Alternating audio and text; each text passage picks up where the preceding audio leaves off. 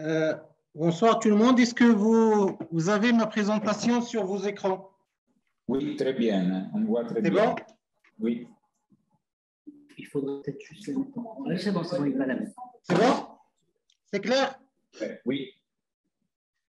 Bon, bonsoir tout le monde. Merci de m'avoir donné cette opportunité de parler d'une expérience, d'une petite recherche qu'on a menée pendant la pandémie du Covid-19 dans la région de Marrakech-Safi concernant l'enseignement à distance ou les inégalités de l'accès au savoir. C'est une étude comparative entre le secteur privé et le secteur public.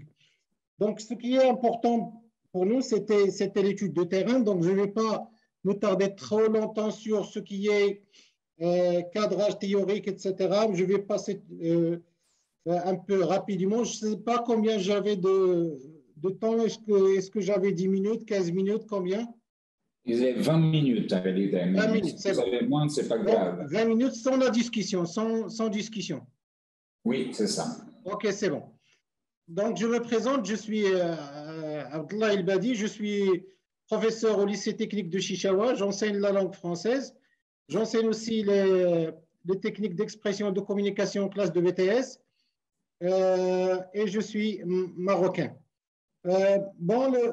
Comme petite introduction, donc on a tout le monde sait que la pandémie du Covid-19, avec la propagation du virus, tous les établissements scolaires ont été fermés.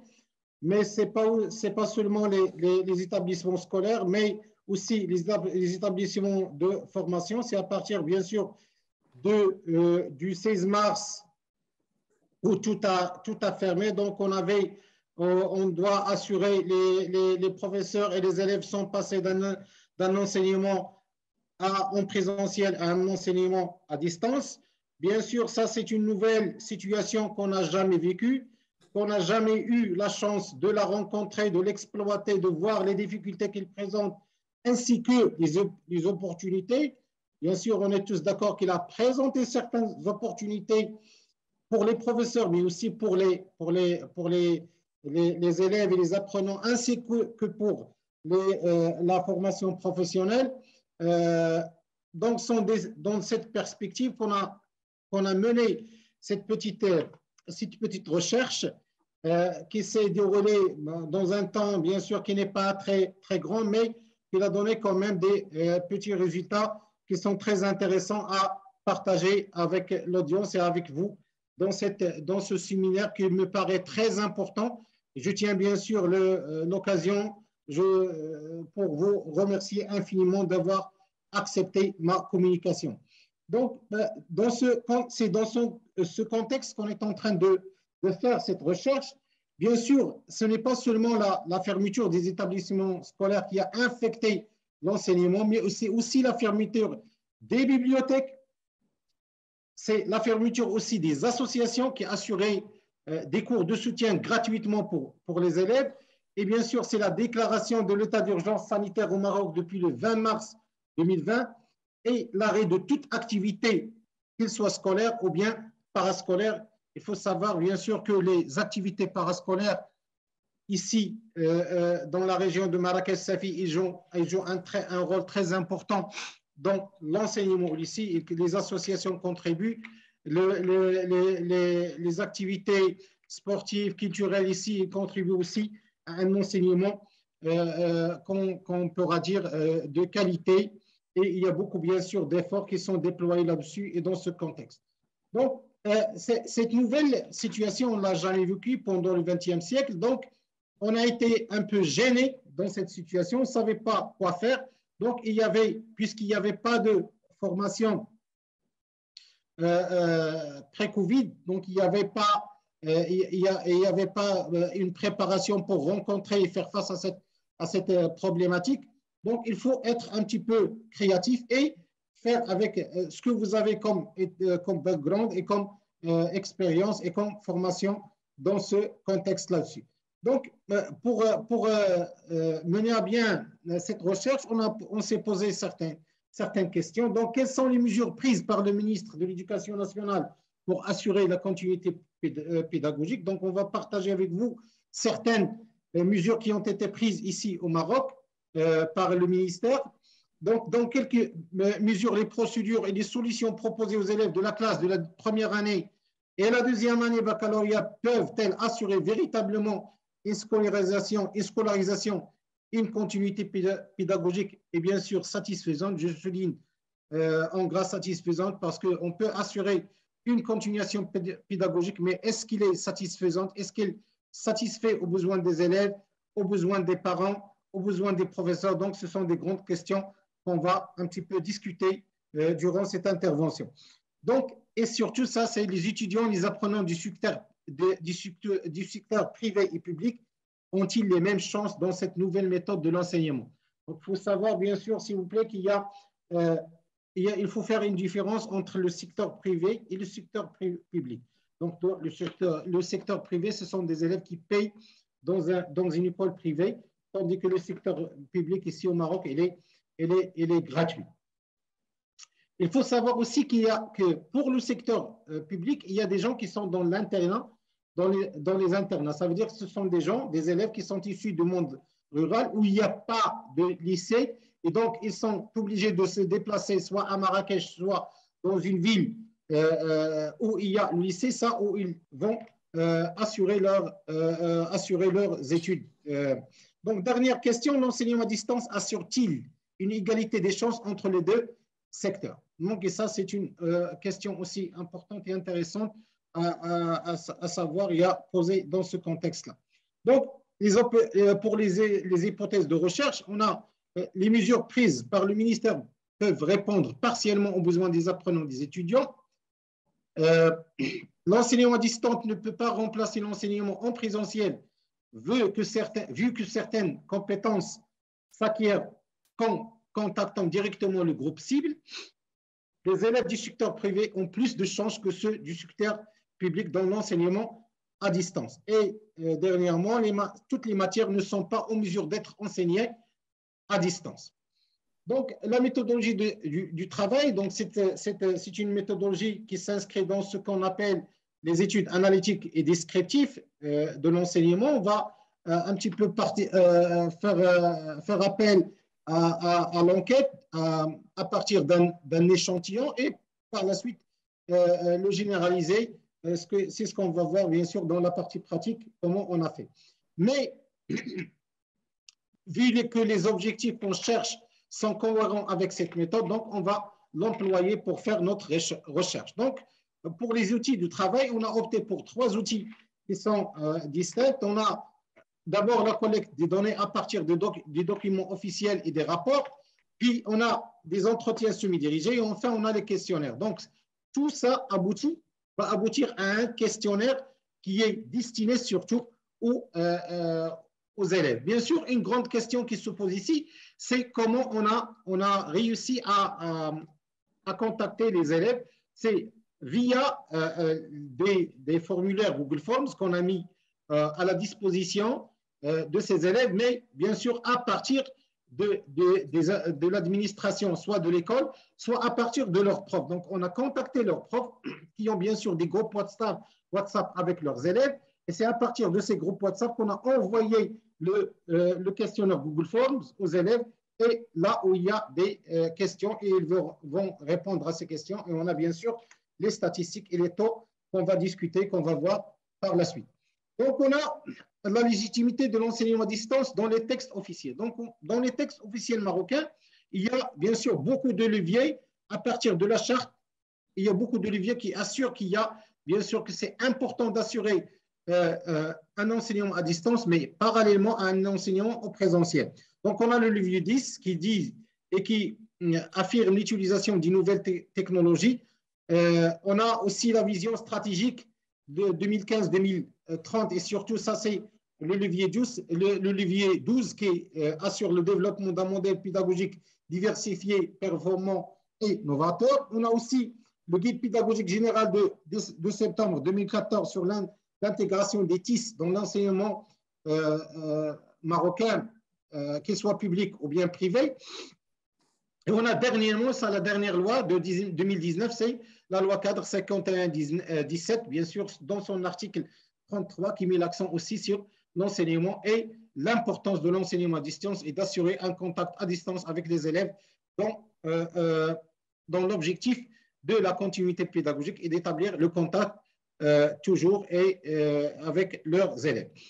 Donc, quelles sont les mesures qui ont été prises par le ministère de l'Éducation nationale dans le contexte de cette conjoncture du Covid-19. Donc, le 16 mars, il y avait bien sûr la fermeture des établissements scolaires et l'instauration de l'enseignement à distance. Donc, le 23 mars, il y a un communiqué du ministère de l'Éducation nationale sur la diffusion du cours via la chaîne Thaqafia, donc d'autres chaînes qui sont bien sûr des chaînes officielles et qui sont gratuites. Donc, le 29 mars, on a le report des vacances scolaires. C'est pour bien sûr assurer une continuité pédagogique, bien sûr, et ne pas briser ce fil qui s'est instauré entre l'élève et son professeur. On a le 26 avril l'instauration d'une période de vacances scolaires du 27 avril au 3 mai. Donc ici, ça, c'est bien sûr, c'est un peu établir l'équilibre entre l'enseignement et le repos des élèves. Et on a le 12 mars, communiqué du ministre qui assure que l'enseignement en présentiel ne reprendra qu'à partir du mois de septembre. Et enfin, le 31 mai 2020, on a un communiqué du ministère à propos de la gratuité de l'accès à la plateforme Telmitis. Bien sûr, ça, c'est une plateforme qui utilise YouTube et YouTube, il est payant. Donc, ça, c'est gratuit pour les élèves où il y a des cours, où il y a ces cours sont déployés sont faits et animés par des professeurs. Donc, ça, c'est la partie étude de terrain qui est très importante. Je ne voulais pas, s'il vous plaît, mettre l'accent sur les définitions, le cadre théorique de qu'est-ce que c'est l'enseignement à distance. Bien sûr, ça, c'est un mot qui se chevauche avec d'autres mots. Je ne voulais pas mettre l'accent sur cela, sur les définitions, mais je voulais surtout partager avec vous ce qu'on a fait comme étude et ce qu'on a déduit comme résultat à partir de cette étude. Donc, présentation de l'échantillon objet de notre étude. On a cette étude, il a visé un nombre total de 431 élèves qui sont répartis entre le secteur public et le secteur privé. Et ces élèves, bien sûr, ils sont issus du secteur privé et du secteur public. Et ces deux niveaux, ils sont appelés, pour la première année bac, il est appelé à passer l'examen régional, et pour la deuxième année bac, il est appelé à passer l'examen national. Donc, c'est pourquoi on a choisi ces deux niveaux, vu que le tronc commun, il n'a pas passé ni examen ni rien du tout, ils sont passés automatiquement. Donc, le ministère s'est basé sur les résultats du premier semestre pour faire passer les élèves en première année bac. Donc, l'étude s'est déroulée entre le 30/5/2020 et le 30/6/2022. C'est-à-dire, on a choisi une période avant les examens, qu'ils soient nationaux ou bien régionaux, et après les examens aussi pour revoir un petit peu l'impact et vérifier les questions de notre recherche et ainsi essayer de répondre à certaines questions qui nous interpellent, mais aussi vérifier les hypothèses. Donc, pour bien faire et pour mener notre étude, on a choisi de faire une pré-enquête. Cette pré-enquête, bien sûr, elle avait pour objectif de faire des rectifications sur notre questionnaire. Ça veut dire voir les questions. On a fait la même procédure. Ça veut dire qu'on a envoyé un formulaire Google Forms aux professeurs, et ces professeurs, ils l'ont distribué sur un échantillon de 67 élèves. Et cet échantillon, lorsqu'on a eu les réponses, donc on a essayé de voir quelles sont les réponses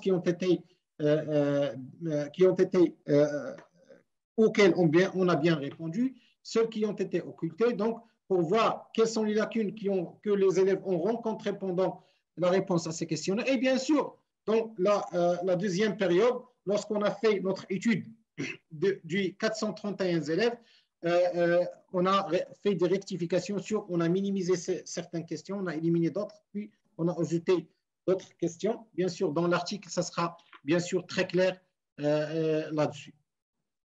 Eh bien, cette période du pré-enquête, elle s'est déroulée entre le 15/4/2022 et le 25/4/2022.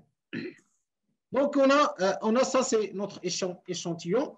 Donc, les spécialités, s'il vous plaît, ce sont sciences expérimentales, sciences physiques et sciences maths, et puis sciences économiques.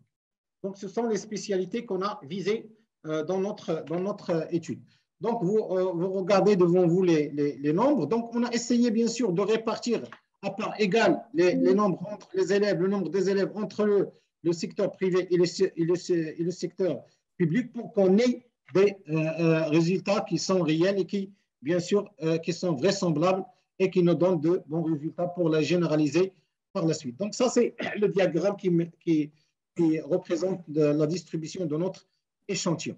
Donc, pour la question des logiciels utilisés pour assurer la continuité pédagogique, donc on constate bien que c'est Google Teams qui est le plus utilisé. Pourquoi? Parce qu'il est gratuit. Il y avait une gratuité par le ministère pour l'utilisation de ce Google Teams. Bien sûr, les autres sont, sauf le WhatsApp.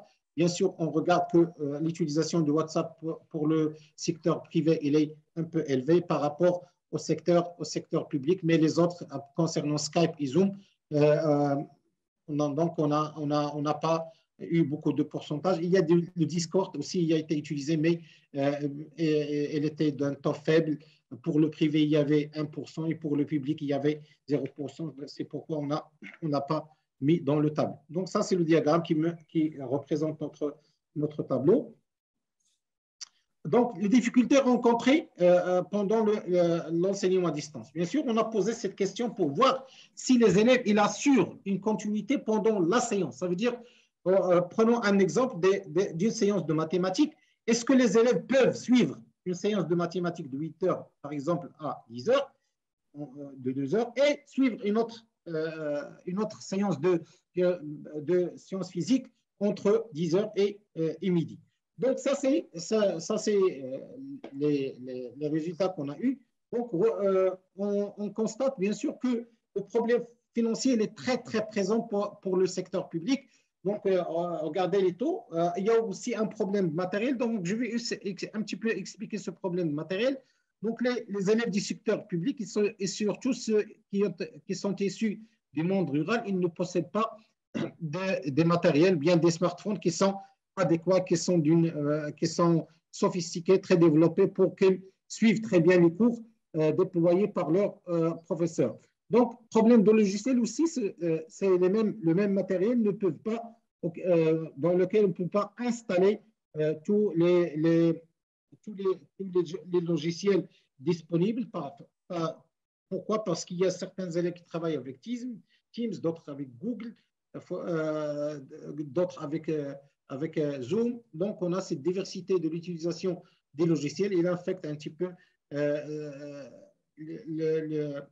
la continuité pédagogique et le suivi des cours par les élèves. Donc, on a un problème de réseau, c'est ça très important. Vous savez bien sûr qu'il y avait une grande pression sur les réseaux et la majorité des élèves, surtout ceux du public, ils rencontrent ce problème. Comme on a dit, notre première remarque, c'était au premier, qu'il y avait certains élèves qui sont issus du monde rural et ils vivent, leurs maisons originales sont dans les montagnes. Ils assurent leur continuité scolaire et leur scolarité à partir des internats et des maisons de bienfaisance. Donc, c'est pourquoi il y a ce pourcentage. Désolé de vous interrompre, il manque moins de 5 minutes, donc je vous invite à aller vers les conclusions. Bien, tout de suite, s'il vous plaît, je vais enchaîner. Donc, concernant les matières. Donc, on a choisi les matières qui sont importantes, ce sont les matières de spécialité qu'on a choisi pour demander aux élèves si on peut choisir toutes les matières, si on peut suivre toutes les matières, enseigner toutes les matières à distance. Donc, c'est pour les sciences physiques, on a un taux plus élevé, un petit peu élevé concernant le secteur privé et public, mais les autres matières, et on a un taux moins de 50%. Et ça, bien sûr, nous interpelle concernant la renouveler et faire face à cette problématique de l'enseignement des matières.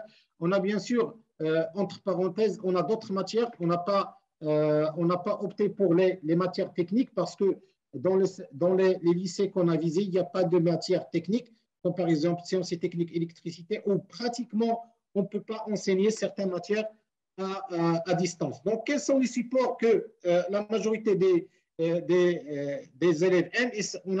On a ici, bien sûr, les présentations par PowerPoint et bien sûr les vidéos. Ce sont les supports pédagogiques qui sont les plus aimés et les plus adaptés aux élèves. Donc, ici, s'il vous plaît, taux de satisfaction. Donc, on a bien sûr, pour le secteur privé, on a un taux très élevé de satisfaction. Donc, pour la première année bac, on a 89%. Et dans le secteur privé, et pour la deuxième année bac, c'est 96%, tandis que pour le secteur public, bien sûr, il y a un faible taux. Ça, c'est, il y a la motivation, c'est que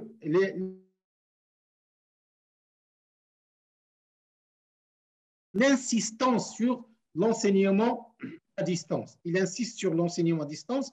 Donc, avec les discussions, pendant les discussions et les rencontres semi-dirigées avec le professeur, il y avait bien sûr cette composante qui s'est établie dans notre recherche.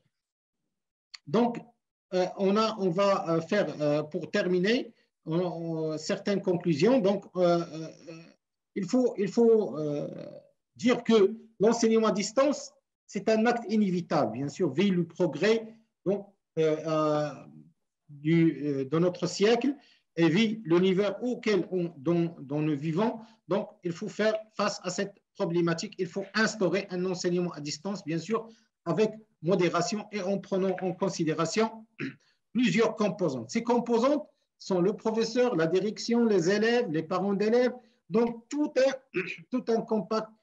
un ensemble de facteurs qui doivent être pris en considération pour instaurer un enseignement à distance.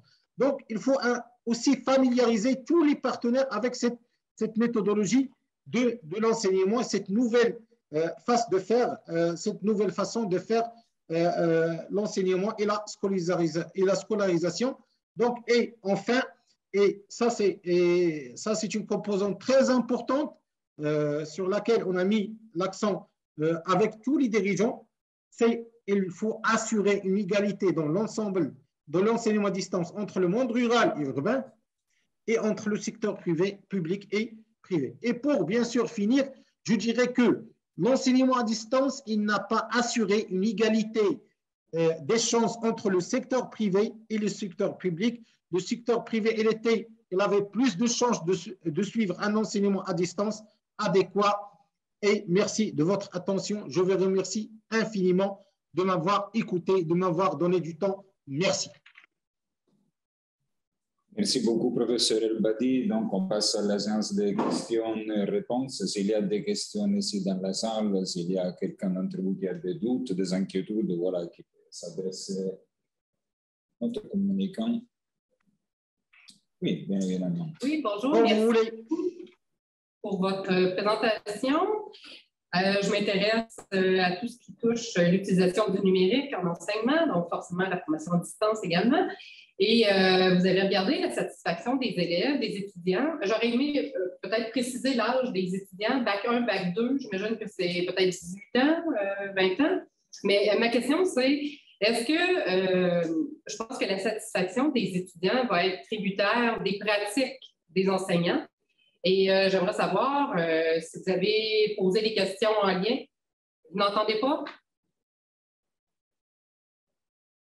Le son est branché normalement. Le son est branché? Ouais.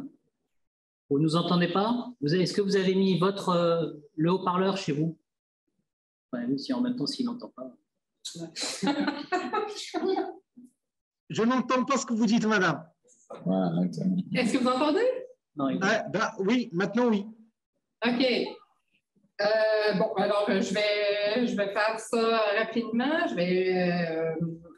Je disais que vous avez regardé la satisfaction des étudiants Oui. envers la formation à distance. Or, je pense que le taux de satisfaction est tributaire aussi des pratiques enseignantes qui ont été déployées dans les contextes d'enseignement.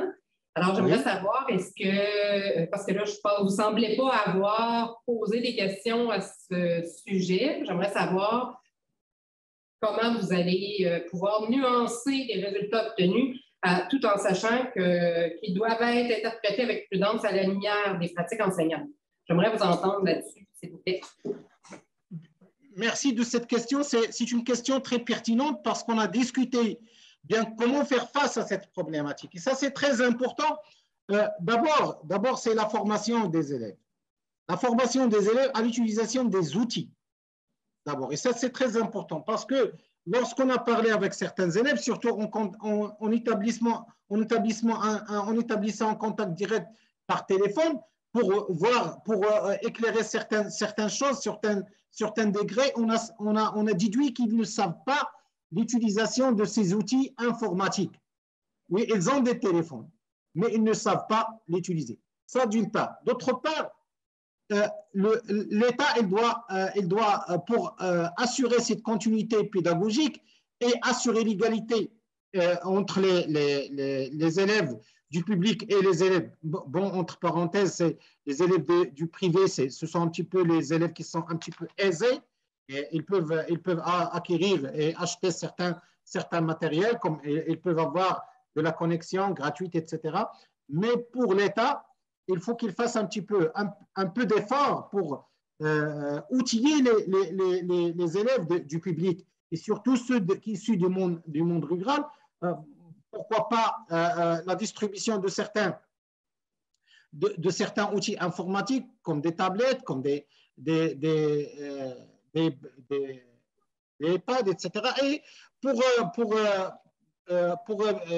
entre parenthèses, et ça c'est une question, c'est une expérience qui a été déjà faite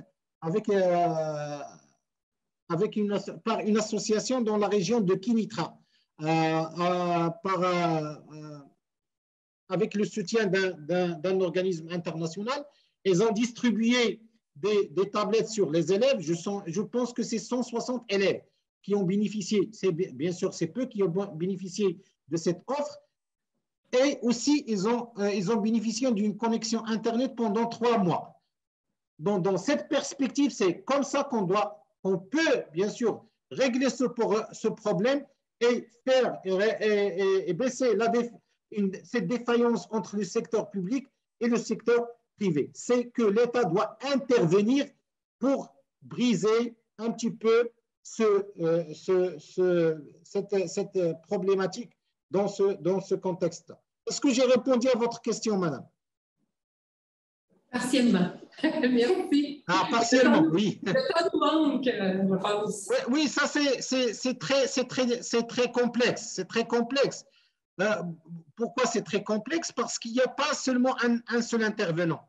Et bien sûr que l'État ne peut pas tout faire. Il ne peut pas tout faire. Il y a aussi les parents qui doivent faire un peu d'effort. Mais donc, vu la conjoncture, il y a beaucoup de gens qui ont perdu leur travail et ils ne peuvent pas, bien sûr. Si vous avez 5 élèves dans la maison, donc imaginez, vous avez 5 élèves dans la maison, comment vous allez faire? Si vous avez 2 élèves, comment vous allez faire? Et dans une famille qui a, bien sûr, qui a un taux de revenu qui est moyen ou bien en bas du moyen, il ne va pas tout assurer. Donc, il va spécialement, il va mettre l'accent sur les élèves qui ont les examens régionaux et les examens nationaux. Donc, c'est ce qu'ils ont fait, les parents.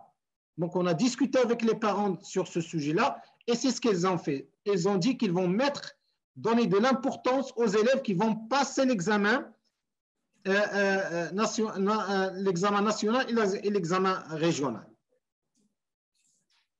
C'est bon, madame? Oui, parfait. Merci. Donc, monsieur, Merci à vous. monsieur Badi, merci beaucoup. Donc, je vais Est-ce laisser qu'il y a d'autres la parole. questions? S'il n'y a pas d'autres questions, je vais laisser la parole à notre deuxième intervenant. Donc, vous pouvez rester en ligne et continuer à suivre les symposiums d'aujourd'hui. Donc, je vais laisser la parole à Fabrice Tesson. Ok, merci. Merci. Merci beaucoup. Merci beaucoup. Merci à vous.